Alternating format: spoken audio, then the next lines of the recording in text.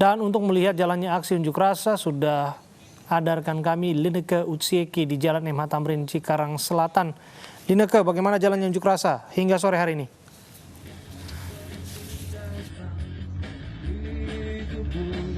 April, Abraham, dan juga pemirsa, hingga dengan saat ini aksi unjuk rasa yang dilakukan oleh ratusan buruh di kawasan industri yang berada di Cikarang masih terus berlangsung. Dan bisa saksikan di belakang saya, saat ini ratusan buruh berhenti di lokasi terakhir ataupun titik terakhir dari konvoi, tepatnya di Jalan MH Tamrin, Cikarang Selatan, Bekasi, Jawa Barat. Setelah sebelumnya, ratusan buruh ini dari pagi hingga dengan sore hari ini telah melakukan konvoi dengan menggunakan kendaraan roda 2 ataupun sepeda motor ke kawasan industri ataupun ke pabrik-pabrik yang ada di sekitaran Cikarang.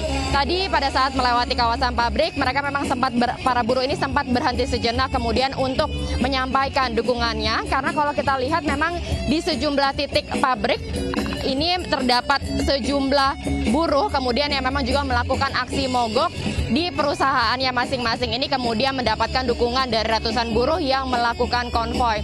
Berdasarkan pada informasi yang kami peroleh, untuk orasi yang mereka sampaikan ini masih sama dengan apa yang sebelumnya dikeluhkan, yakni ada sejumlah poin-poin begitu yang menjadi sorotan dari para buruh. Di antaranya adalah mengenai upah minimum kerja yang dirubah menjadi upah minimum provinsi, yang dikhawatirkan ini akan merugikan mereka para buruh karena pembayarannya ini dikhawatirkan akan jauh lebih rendah. Kemudian juga dari sisi pesangon dari 32 kali ini menjadi 25 kali dengan rincian yakni 19 kali dibayarkan oleh perusahaan, sementara 6 kalinya ini akan dibayarkan oleh pemerintah melalui jaminan kehilangan pekerjaan.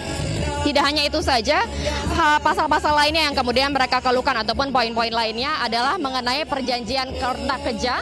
Ini mereka berharap agar tidak adanya outsourcing ataupun karyawan kontrak seumur hidup, karena ini dikhawatirkan akan sangat merugikan mereka. Belum lagi kalau kita lihat untuk kontrak ataupun karyawan seumur hidup ini belum tentu akan mendapatkan jaminan kesehatan dan pensiun, sehingga inilah kemudian digarisbawahi oleh mereka.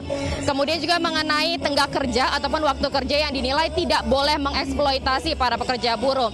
Jika kita bandingkan pada aturan sebelumnya, ini adanya aturan yakni 3 jam lembur jam, yakni lembur yakni sebanyak 3 jam dalam satu hari ataupun 14 jam dalam seminggu. Sementara kalau kita lihat pada aturan yang sekarang, yakni adalah 4 jam dalam satu hari atau 18 jam dalam satu minggu.